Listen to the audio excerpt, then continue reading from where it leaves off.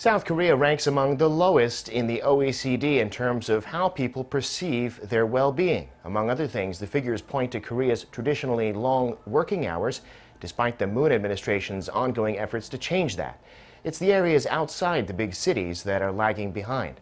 Our Won Jung-hwan explains. Among South Korea's 17 cities and provinces, the highest score for work-life balance goes to the capital, Seoul. A report published Friday by the Ministry of Employment and Labor shows how residents scored their work-life balance on a scale of 0 to 100.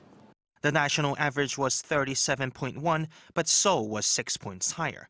The runners-up were the cities of Busan, Daejeon, and Ulsan, and the lowest scoring areas were Chuncheongbuk-do and Chungcheongnam-do provinces at 34.8.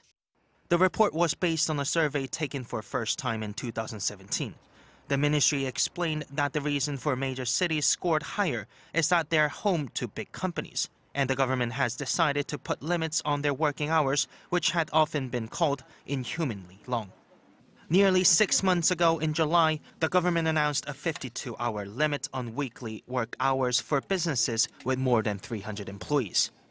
These companies get a 6-month grace period before it's enforced to allow them to prepare. But starting next month, if the rules are not followed, business owners can face up to 2 years in prison or fine up to around $18,000. With the rules about to change, many big businesses in major cities have been hiring new workers and overhauling their work schedules.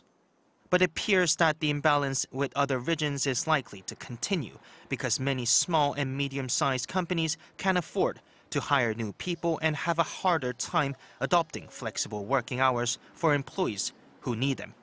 Won Jung-hwan, Arirang News.